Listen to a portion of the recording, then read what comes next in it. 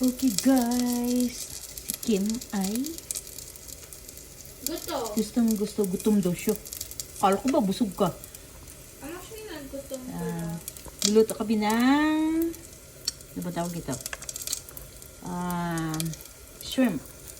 Lagyan na natin dyan para lutuin. Of course, para masarap, lagyan natin ng butter.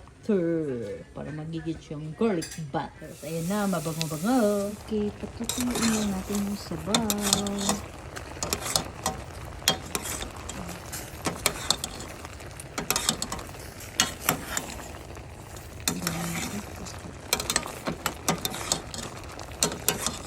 Yan, sa Walmart, hindi mo na kailangan pumunta ng Asian store. Sa Walmart, meron ng ganitong shrimp. Ang lalaki. Super laki.